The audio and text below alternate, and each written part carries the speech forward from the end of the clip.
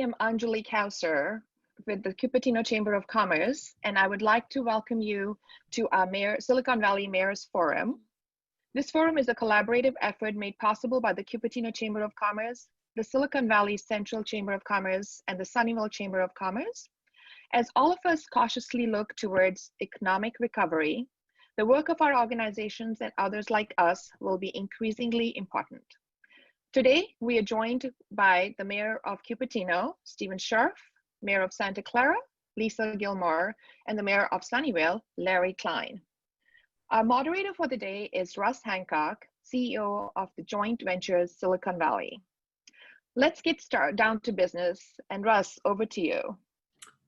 Thank you very much, and ladies and gentlemen on this Zoom. I'm delighted that you've joined us. I was so pleased and honored that I was asked to moderate our conversation today.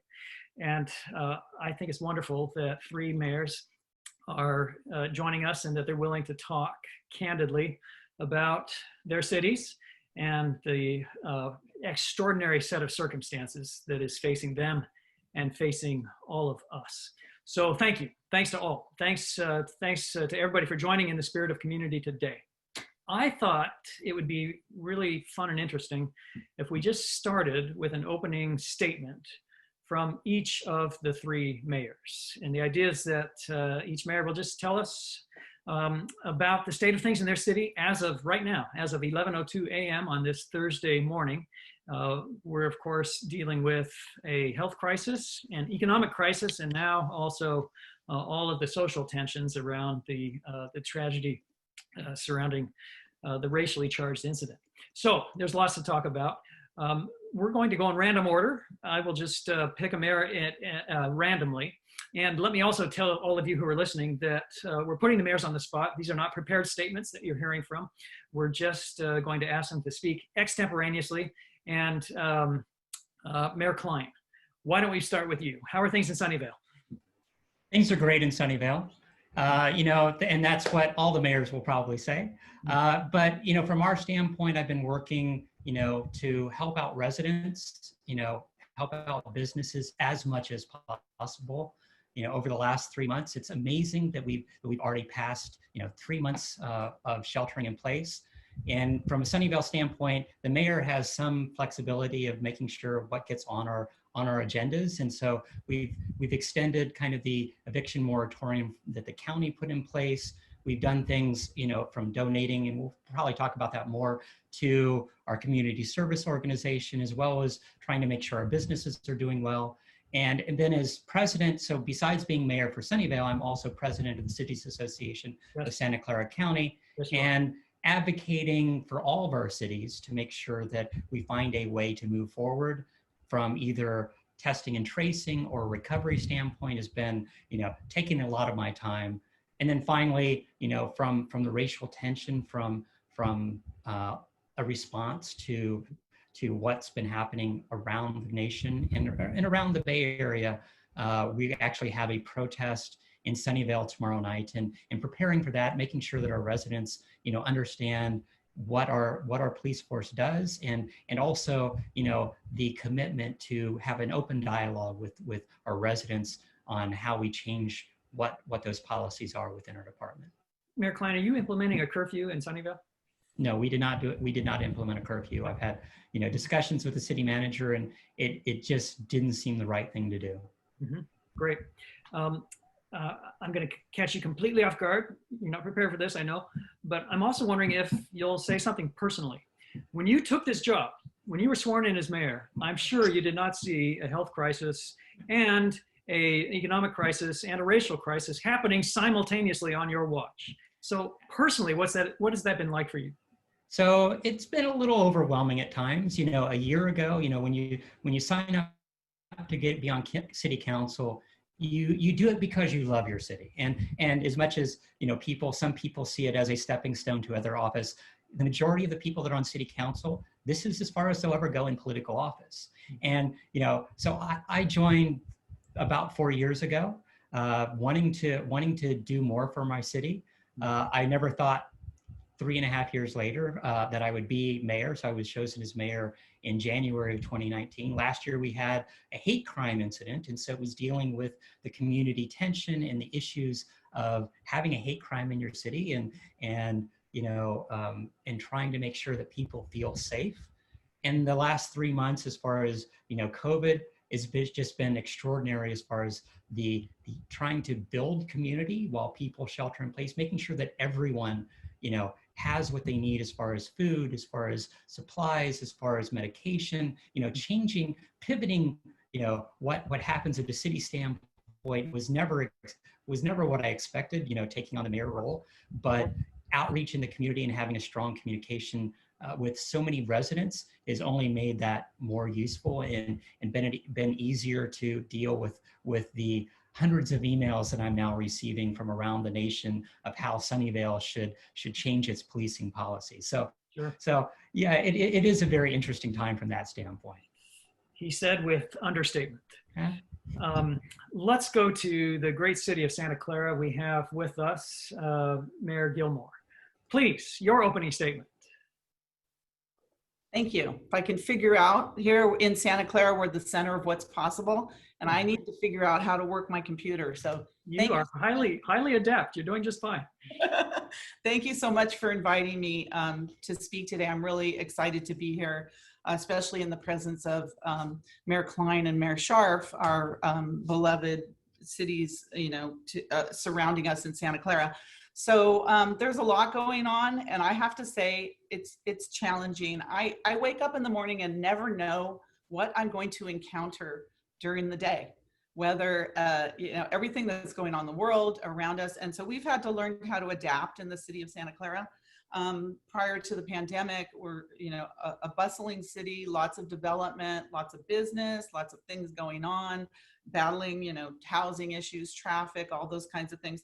We had to stop and completely pivot to what was happening with the pandemic. So we are now in the business of things I never thought that our city would be in, like, for instance, feeding children on the weekends and passing out food and delivering food and supplies to our seniors. And we've just had to make sure that taking ourselves down from this higher level of policies and other things down to the very most basic needs of our community. And making that shift has been a little difficult for all of us. But I think that in Santa Clara, the good thing about our city is that we're resilient, we're still on the smaller end, and we can get it done without a lot of bureaucracy.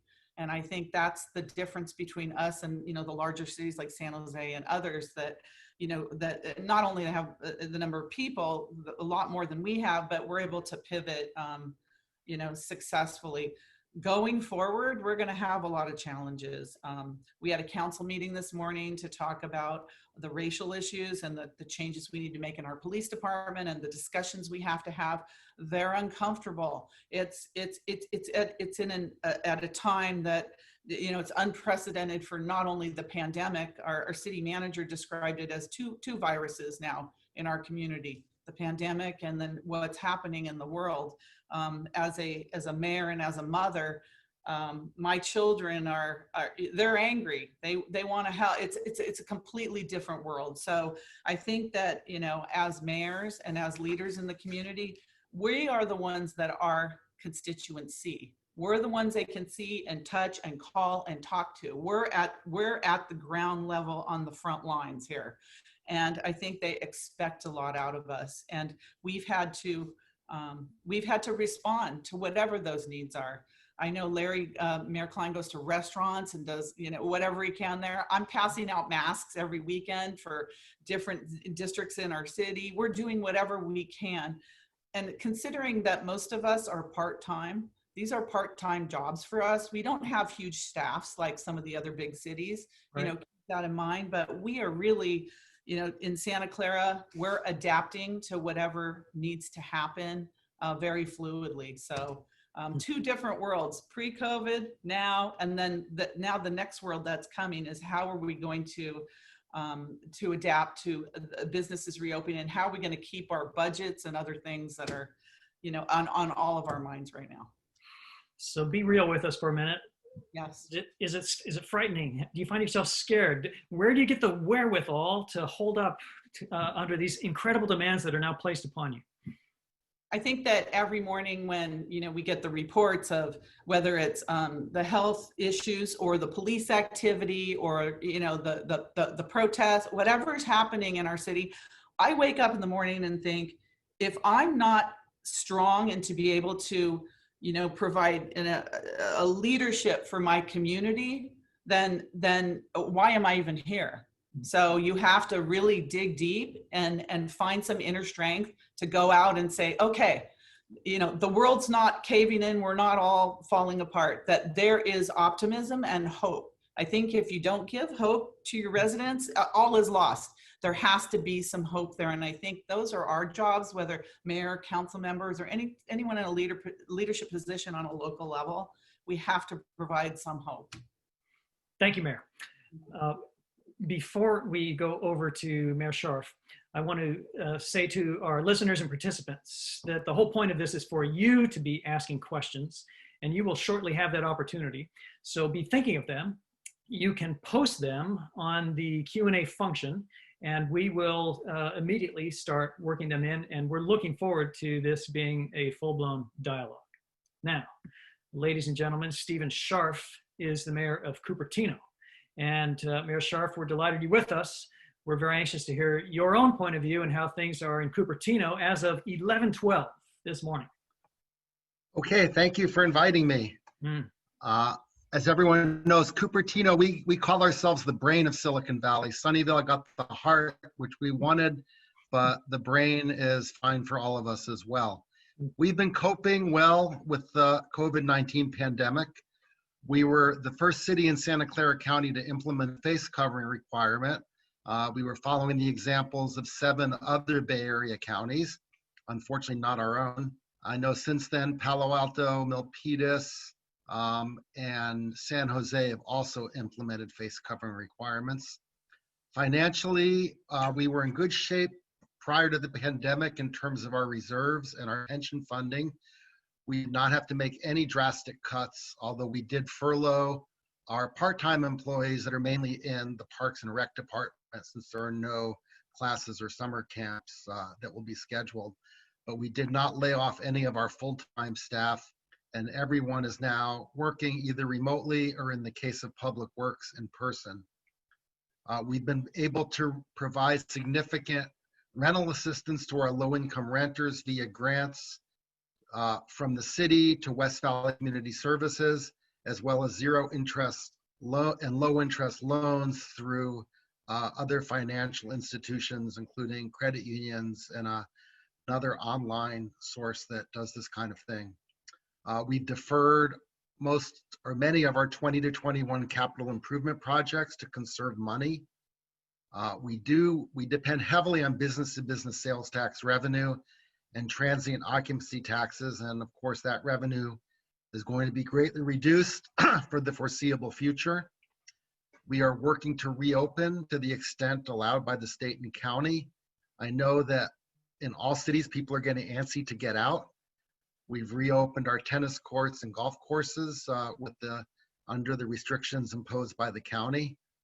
Our restaurants, of course, are suffering greatly. The takeout business is not sufficient, and we're looking forward to the outdoor dining that will be allowed starting tomorrow. And we will be meeting tomorrow to pass whatever's necessary in terms of city ordinances to allow that, reducing parking requirements, etc. However, it should be said, with the trend to remote working, it's going to be difficult for some of the restaurants that depend heavily on lunch business to come back. We all, I know, saw that Specialties has closed all their restaurants. They didn't have one in Cupertino, but they depended heavily on the lunch business and catering, and that's going to be gone for the foreseeable future. Now, on the plus side, when I go out in the evening for a walk or a bike ride, it's so crowded out there now. So many people are out there walking and bicycling and all trying to walk in a way or bike in a way to avoid getting close to each other. But hopefully when this is over, people will still decide to go out at night for a walk or a bike ride. I think it's good to see the families out there together. Our IT department, I should praise them. They were totally prepared for what was necessary in this situation, and all the employees that are working from home that didn't have sufficient necessary technology, it was provided to them. We didn't miss a single council meeting. I've had a lot of residents, I'm sure all the mayors have, offering up ideas and of course complaints about the shelter in place. We patiently responded to all of them, either myself or the city manager. In terms of retail, one of the biggest complaints, I was surprised, was a popular retail nursery in our city, Yamagamis, that was forced to close, and we worked with the business owner and the county to turn them, quote, into an essential business so they could reopen early. All they had to do was start selling bottled water and cleaning supplies, and that enabled them to reopen. We've taken the lead in collecting and passing out face coverings. We probably received 75,000 masks and homemade face coverings, and I've been out bringing them out to our senior living communities, as well as people coming to pick them up at City Hall. And in the middle of the COVID-19 pandemic, we have our other pandemic now, the police brutality issue against African Americans. And this is the pandemic that it just seems our country can never seem to address. It just goes on and on. And I don't have a solution to this. We're expecting a protest on Saturday afternoon in Cupertino, and hopefully we expect it to be peaceful. We have not implemented a curfew upon the advice of our county sheriff, who provides law enforcement. And I know while Cupertino is very diverse in some respects, we don't have a significant African-American population. And increasing diversity in our cities is something we should strive for. And any ideas of how we do that would be welcome. And I think that's all I have. Thank you. Thank you, Mayor. I'm just curious, since the onset of the crises, what has been most surprising to you personally? I guess it's how everyone seems to want to help their neighbors, which, a lot of times you don't even know who your neighbors are in this area. And yet, if someone asks for help doing something, or getting groceries or whatever, and it's on Nextdoor or Facebook, there's always someone that says, I'd be happy to come over and help you. And no, I don't want any money for helping you. I'm thrilled to do it. We had one resident that emailed me complaining that he got a notice that one of his trees was overhanging the sidewalk and he only had 5 days to clear it. And I said, listen, I live near you. I'll bring my chainsaw over and I'll do it for you. It's no problem. It'll only take me a couple of minutes. He was kind of taken aback. And actually he said, oh, that's okay. I'll go trim it myself.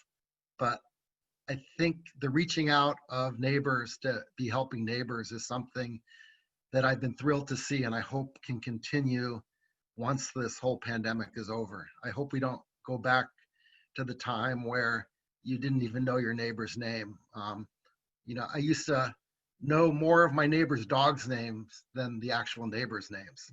And I hope we can change that. Thank you.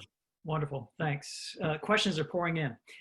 So let's get right to it. The first question came from Peter Katz. Thank you, Peter. He says, so many of our residents live in one city, but they actually work in another. That's true. Certainly true for myself. How can we better coordinate services, policies, and activities regionally? Mayor Klein, would you like to take the first stab at that? Sure, and I think that's one of the issues that all of our communities face, as far as transportation is a big thing, and what the new norm will be after the shelter in place ends will be interesting. We're in a big time of change, and how many high-tech companies end up deciding that a good portion of their workforce can now work remotely. And so, all these things are being discussed, at the county level, at the regional level, you know, I've been having calls with County Supervisor Cindy Chavez, MTC, ABAG. We've been actually having discussions on how transportation changes. You know, a lot of people will hopefully, you know, be able to work remotely. There are definitely a certain portion of our population that still has to go to their jobs. So we constantly, and that's a constant battle that we have from a city standpoint of, you know, we can fix a certain portion of the transportation. You know, some of that is from our residents going to businesses or going to retail. Some of it is employees coming into work. But there's usually about 30% of the traffic that's just passing through our city. So it's those balances. And I do think that an initiative to make sure that as many people can work from home, if it's only 1 or 2 days a week, would make sure that we don't go back to the gridlock that we've seen for years. It's only gotten progressively worse over the last few years. And I think that, you know, it's incumbent upon all of our cities to work with our businesses and change even our city staffs to say, oh, you can work at home, you know, 1 or 2 days a week. So I think it's defining what that new normal is and figuring out how we move towards, you know, an improvement of air quality, an improvement of traffic, an improvement of, you know, having more people bike and walk, you know, around their communities and even to work. Mm-hmm. Mayor Scharf, Mayor Gillmor, anything you would add? How can we better coordinate services across cities? Yeah, that's always been a challenge. And, you know, if you have a 2-worker household, you can't be moving every time one or the other changes jobs. That, you know, it doesn't work that way. So whenever I hear live, work, play, I kind of cringe because I know, you know, the world doesn't really work that way. As far as coordinating services, I think the biggest issue we have has been transit. And, you know, in Cupertino, we have no light rail and no Caltrain. We did start our own via shuttle, which has been extremely popular for people to go within Cupertino as well as to Sunnyvale Caltrain and Kaiser, and soon over to El Camino Hospital. I don't know how we deal with the transportation issue, especially now with the revenue limitations. We're obviously not going to be doing any big capital transportation projects in the near future. But remote working, I think, like Mayor Klein said, even if people remote worked 1 day a week, that's a 20% reduction in the number of cars out on the road commuting to work. 2 days a week would be wonderful. I'd also like to see more invested in bicycle infrastructure so people, you know, feel more comfortable about not using their car to go to work. I know my wife works over in Santa Clara by Freedom Circle. She's been riding her bike many days a week until the curfew started. And then she said, I can't ride my bike anymore because I can't, you know, leave by the time that curfew in Santa Clara starts. So I think transportation between communities is key issue. If we could expand our shuttle to serve other cities in cooperation, that would be great. Thank you. Thanks. Mayor Gillmor, I'm going to put the next question to you, if I might. It comes from Winston Ashby. And Winston leads an organization that works with youth, and his organization has been communicating with students in Cupertino and Santa Clara. And his question is, how have the cities been creating opportunities to provide youth to engage in service and also to have people checking in about their well-being? Mayor Gillmor. Okay. But I did want to tell Mayor Scharf that he can tell his wife she can ride his bike since our curfew was only on for 2 days. So it's off. She can ride now. You got that, Mayor? Yeah. So what about the youth? Okay. So Santa Clara has a very ambitious youth program. We have a youth commission that is very involved, very visible, and they do give us a lot of recommendations to the city council. We have some of our youth now working with our senior center to do wellness checks on our seniors and others. And we have our youth volunteering on our weekend healthy meals program and other things. It's come down a little bit during the pandemic because of the shelter in place, and many of our youth that are very, very involved, they're home making masks and other types of volunteering and donating in the ways that they can. Many of their parents don't want them out distributing with the public and other things, but they're coming up with really creative ways of keeping people connected in the community in terms of social media and other things. So now that they're out of school, I think they're even going to ramp up even more in terms of being involved. They want to be involved. The problem we're having in Santa Clara is we don't have enough jobs for them. In fact, it's not just the youth, but it's many of our residents in the city. They really want to help. People want to help. And we have very few opportunities at this point in time for them to be able to do that. But we're trying to really foster that sense of community with our youth, and especially in our youth and our seniors, because they'll make phone calls. Our seniors are on the phone, and they'll do the wellness checks and other things. So it's a little challenging right now because we can't have them physically out, but as things open up more, I think this has been, if there's any light in this darkness, it's that the thought of public service for the youth in Santa Clara has gone up dramatically. The thought of being involved, not just with the protests, but with the pandemic as well. There is an overswelling of need to be involved in our community, and a majority of it is coming from our young people. So it does give hope. And Mayor Scharf, quickly to you. Tell us about the Youth of Cupertino. So last week we interviewed for our teen commission. So this time it was easy. We only had 41 applicants for 3 seats. Last time there were over 60 people to interview. And the youth, they really want to help. I mean, they want to know how they can help serve the community. And as well as the emails I've received recently from the youth regarding what transpired in Minneapolis and their demands for change. Like in Santa Clara, a lot of the youth are helping to make face coverings. In fact, in our city hall, we're like drowning in face coverings now. They're all over the city. We have a very small city hall, and there's boxes of these everywhere. And inside each package of face coverings, there's a note from mainly teenagers that have made these. So like in Santa Clara, we need to find ways to help our youth engage more, because they really want to help our community, even though they're busy with school, and they make time for community service, and we should do as much as we can to enable that. We started, because there's so much demand by teens to help, we started another sort of teen commission called our Youth Activities Board, which coordinates activities for teens.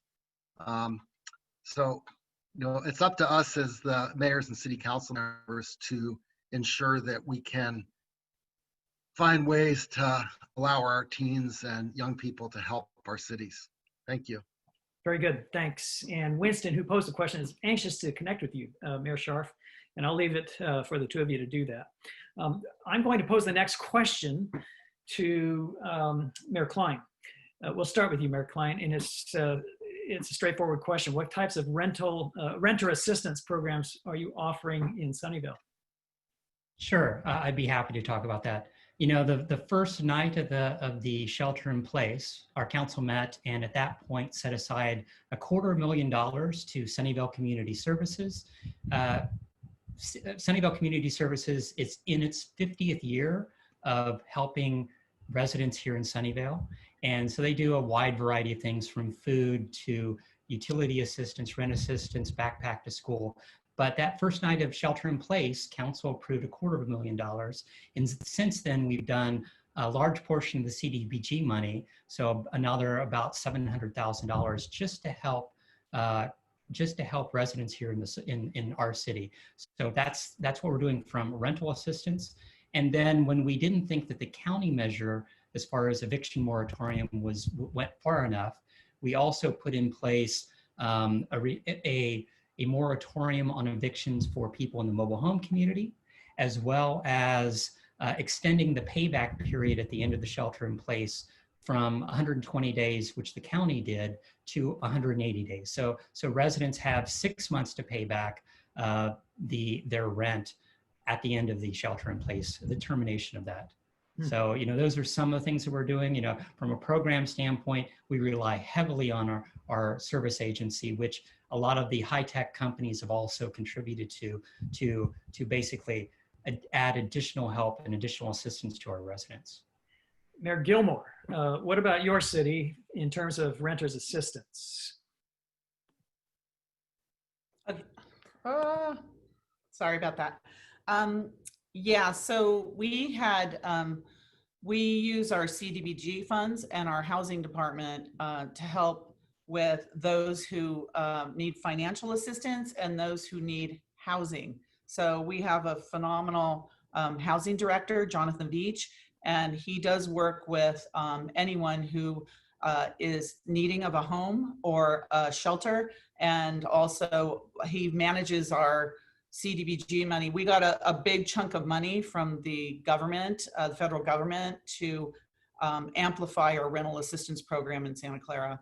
So we've done that. And of course we put a pause on any evictions, like I know other cities have done as well. We're also trying to assist our community. We own our own electric utility in Santa Clara, like they do in Palo Alto. And so we gave a $30 credit to all of our residents in Santa Clara, especially those renting. So people really help that, considering our average bill is like $35 or $40 a month.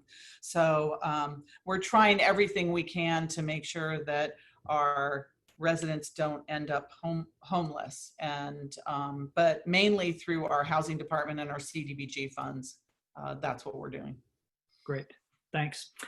I have a question coming in from Rajiv Mathur, and he wants to talk about trails. The trails in our region are even more important now as a way to counter cabin fever. That's for real. I have a case of that. There are several trail extension projects which require funds. We know, of course, the budgets have to be juggled, but Rajiv wants to put in a strong word for these projects. He's hoping they're not going to be cut. Let's start with you, Mayor Klein.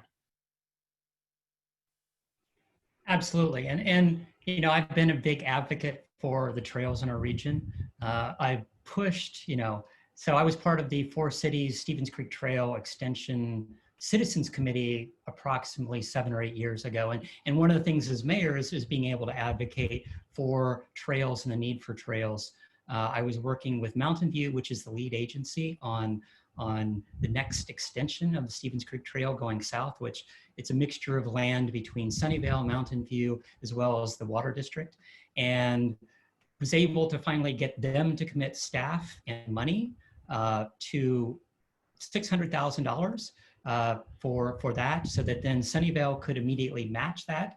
And then we put 1.2 million into basically requesting VTA matching funds. And so that's a positive win for trying to improve that trail. I think, more trail systems, the fewer times that bicycles and pedestrians actually have to interface with cars, and having more of that system throughout our communities is all the better. And I understand during difficult budget times, those projects might be cut. We're still moving ahead with lots of projects within the city, as well as, pushing for that trail system that helps everyone at a regional standpoint. Great. Mayor Scharf, I'm curious, any breaking developments on trails, on the trail? Oh, yes. Yes, tell us, please. Oh, yes. Okay, so we have 2 trail projects. One is a project that connects our nature center on McClellan to Linda Vista Park. A former mayor, Mayor Lowenthal, donated some land for a trail, and the city's accepting that donation, and we have to do some improvements on it, not major, in order to open up that link. We have another trail that goes from our library through a neighborhood and connects to an existing trail. This is called the Regner Creek Trail. This has been controversial, like often these trails are. It goes on water district land, and there are some residents whose houses back up to the water district land that frankly, didn't ever want anything to go onto that land, even though actually that trail had been open several decades ago as a connection to a school that was near there. So we're moving forward. That was funded in our budget last year. There's still efforts by those who oppose it to defund it, but so far it continues to pass on a 5-0 vote, and we are hopeful that we can begin construction by the end of the year. Now, 2 years ago, I went to a conference hosted by the Water District called the Trails and Waterways, and the district really encourages cities to work on creating trails along waterways. They don't provide money for it, but they're willing to sign joint use agreements so those can be developed. And we all know a lot of the trails in our area are along creeks. We have San Tomas Aquino Trail, the Stevens Creek Trail, the Los Gatos Creek Trail. So I would love to see more creekside trails and having them connect without all these gaps. Thanks. Thank you, Mayor. I'm going to go to the next question. It comes from somebody who labels himself Vitas. It says, a lot of small business owners took initiative to board up their stores prior to the protests. Is the fear a proper response? And how can police and city councils assure constituents of their safety? I'm going to toss that to you first, Mayor Gillmor. Okay, this has become an issue in our city just on the safety aspect just in the last week or so.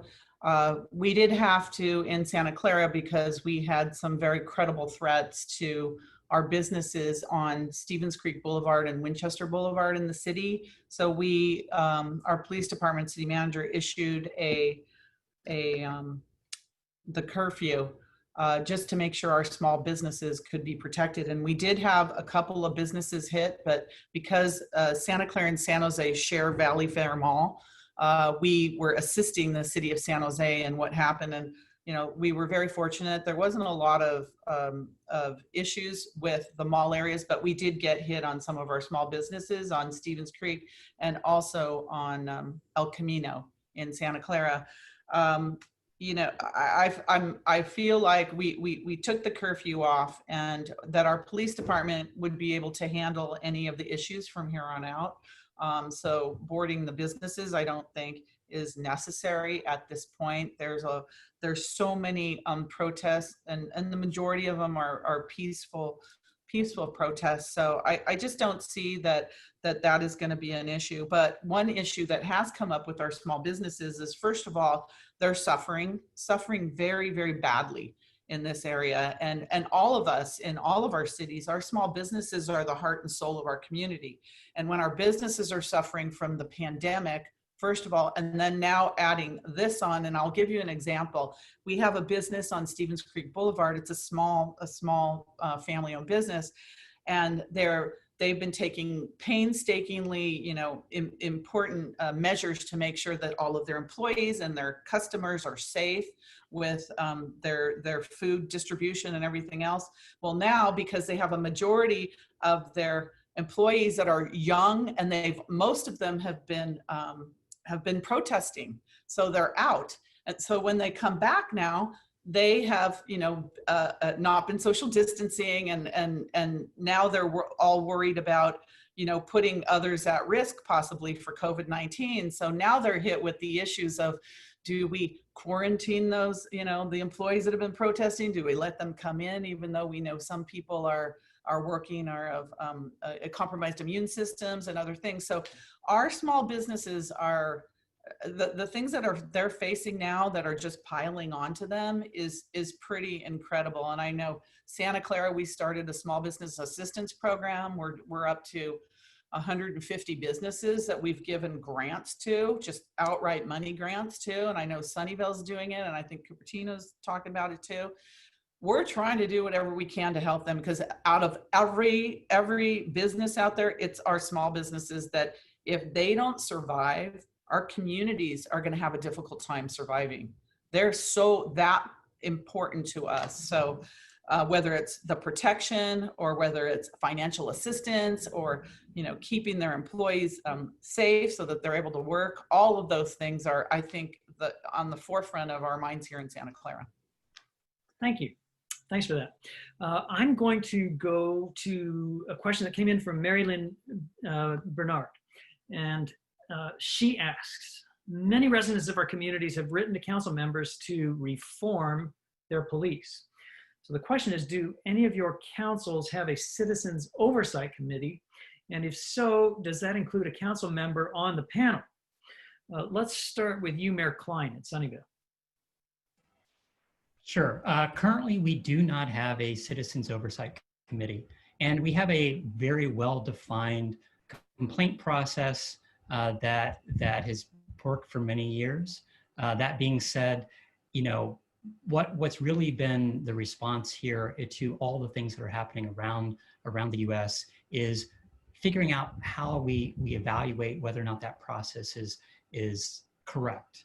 And from our standpoint, it's like in most of our cities, the operation of our police department to some degree is operational. We set policy, we put things in place. That being said, everything can be improved. And I've been talking to our city manager, I've been talking to, our chief of police. Sunnyvale is kind of unique from one degree. It's one of the few cities in the nation where our police and fire are all the same. We only have a public safety department, meaning every officer is trained in police, in fire, and EMS. And I think that also changes to some degree what the mindset is for a lot of our officers. That being said, I've committed to looking at reform, to having an open dialogue. And what's most important is the city manager and the police and the chief of police.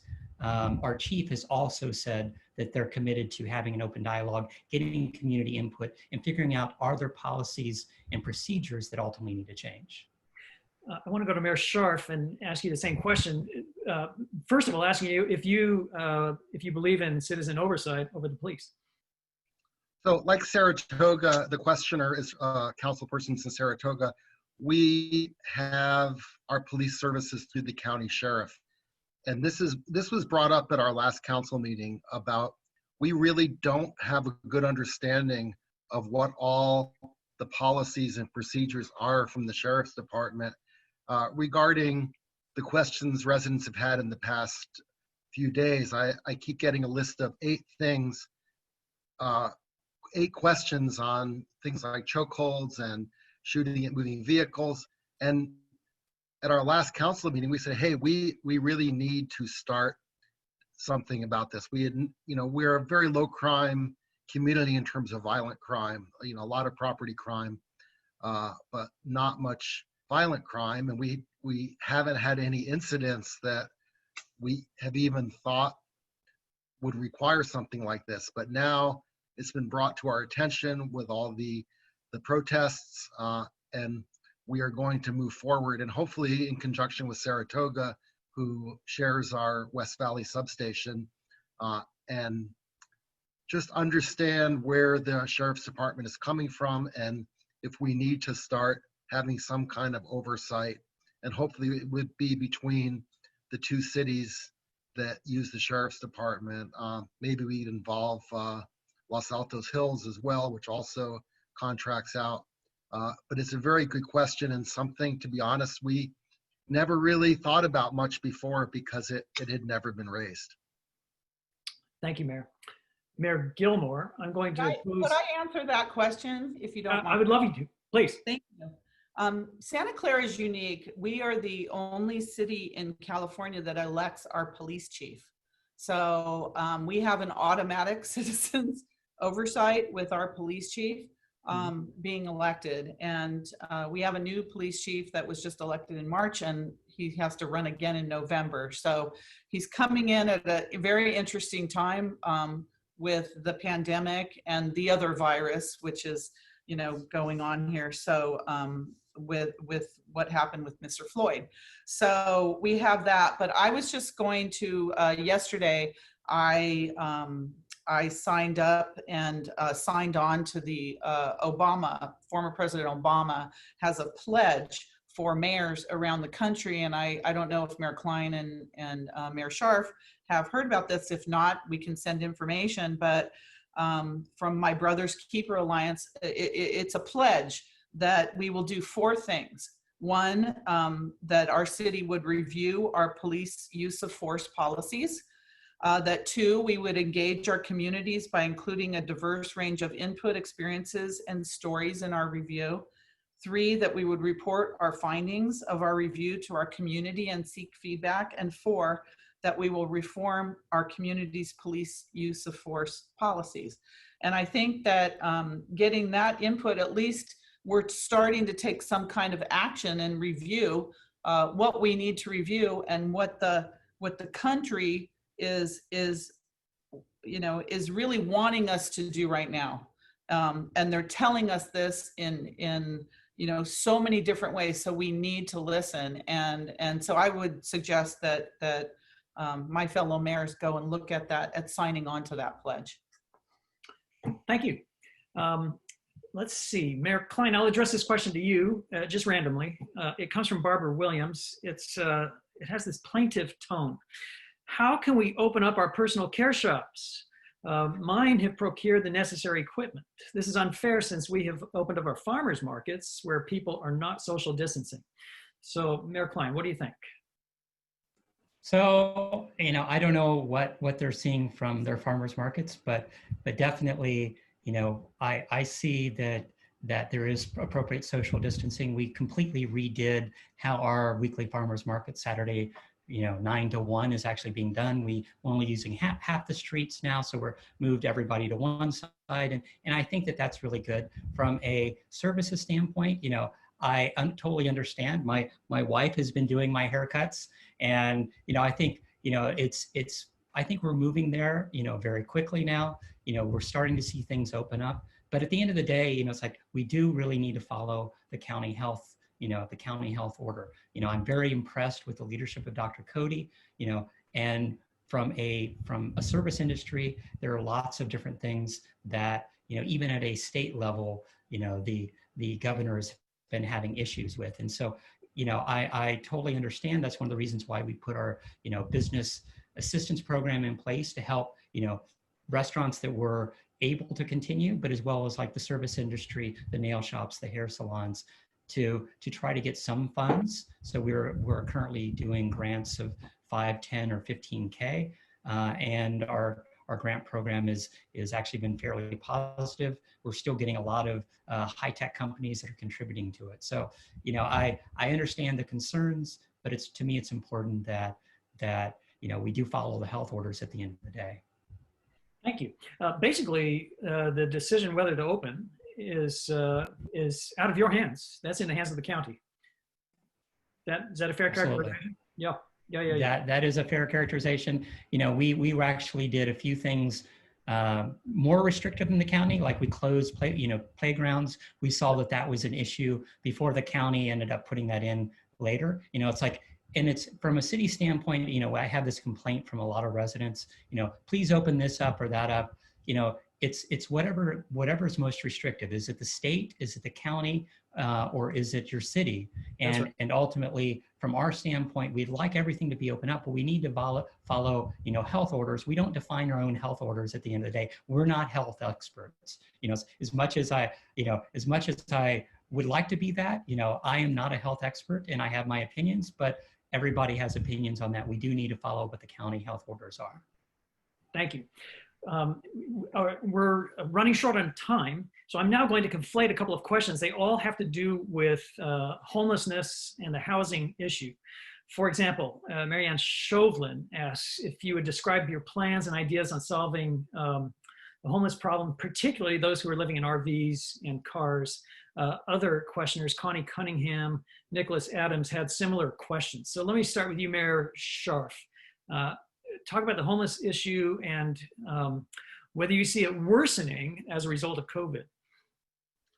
Yeah, so in Cupertino, right now we have 2 homeless encampments, both of them on Wolf Road, one south of 280, one north of 280.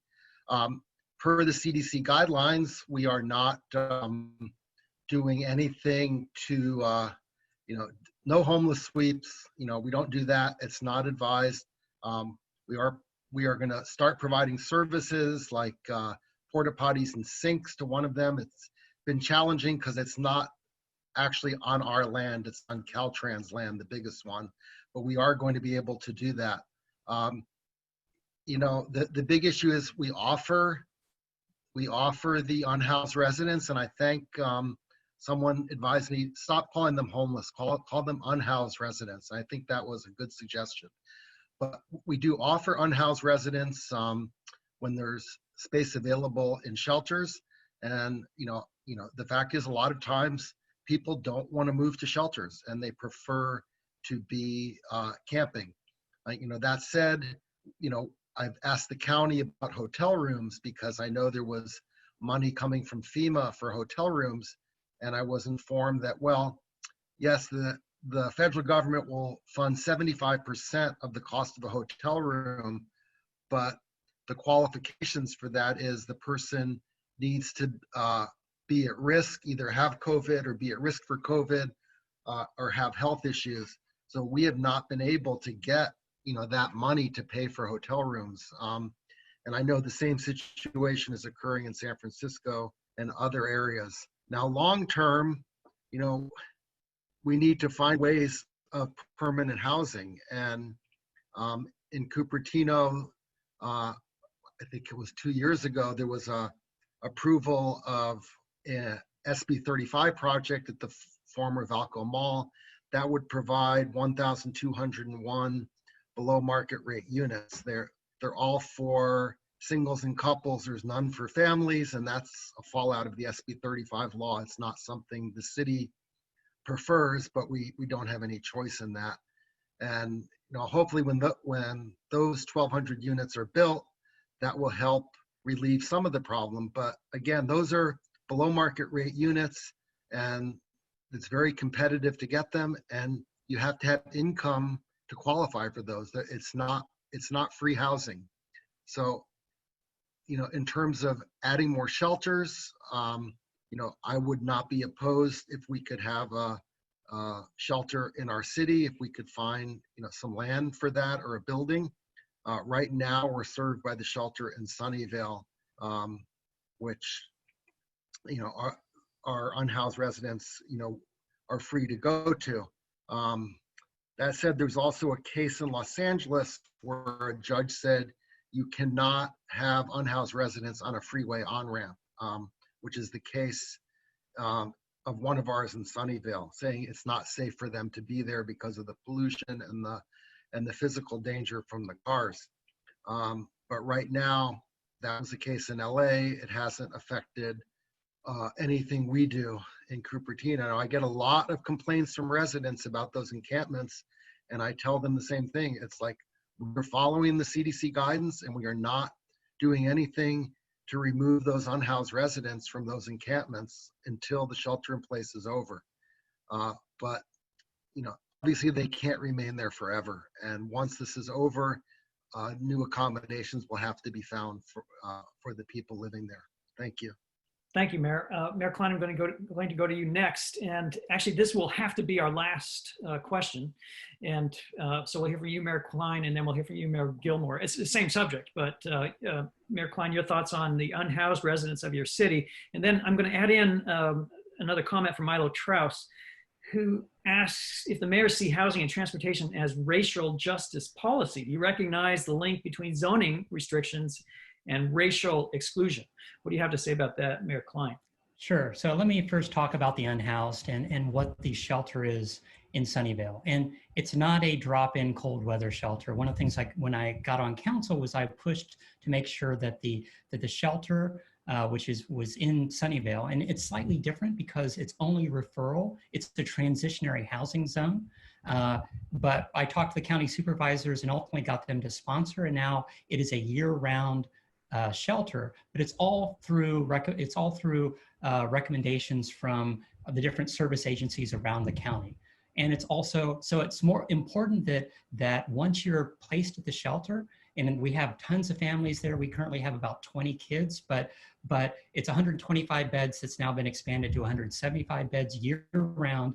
And they have a place to stay every night until they get placed in permanent housing. So it's really important from that standpoint. Sorry, Mayor Scharf, it isn't a drop-in area. It's a permanent housing until they find it's a transition for those homes. And so from our standpoint, that has been critical as far as providing, a permanent place, because those families that have some semblance of normalcy, that their kids are going to schools, they're getting food, they're getting services from the county, on a daily basis, on a weekly basis, and that's really important. So yes, it's something like that model. It can be duplicated around the county, and if Mayor Scharf has land, I'd be happy to see the county set up another similar sort of transitionary shelter, because I think that's important. Ultimately we need, I've been pushing for affordable housing for years and working with affordable housing nonprofits to get that built within our communities. That being said, we don't have enough of that housing. As far as the social impacts of zoning and transportation, definitely we have issues around the region as far as that's concerned. The majority of people that are using VTA services are those people that are at the lowest economic rung and need that conceivably to get to work. And so from a zoning standpoint, we're doing everything in our city to help zoning, add additional housing. We're looking at our Moffett Park and evaluating to add up to 6,000 or 7,000 units there. So we're trying to do whatever we can to make more housing. And every time we create new housing, whether or not it's for sale or apartment, a percentage of that will always be affordable. And so that's the best thing we can do to try to make sure that there's housing and for all people in our community. Thank you.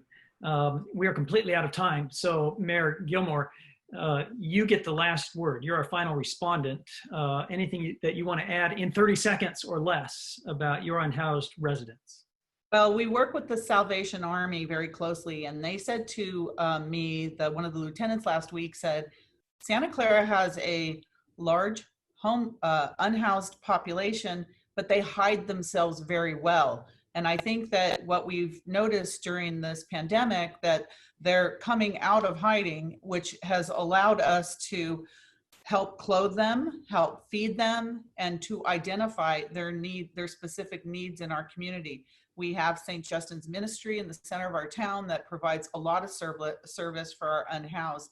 But we're trying to identify them now so that we can get them help, the ones that need help. And in Santa Clara, we have approved a lot of units in the last couple of years for all different levels of affordable housing, which are still in process. And post-pandemic, we're going to have those up and open and hand over keys to people that need them, especially our unhoused project on Santa Moss Expressway in Monroe. So we're doing what we can as we identify them and find them and help them. So it's such a huge need, and of course transportation, but transportation needs to go where they need to go, when they need to go, and consistently. So people on the lower income scale, they need to get to their jobs. They need to be able to rely on that transportation. It needs to be reliable, and right now it's not. Very good. Thank you. We're completely out of time. My instructions now are to pass it over back to Angeli and to Nick Kaspar with the chambers. I just want to say thank you. I want to thank our audience for joining us.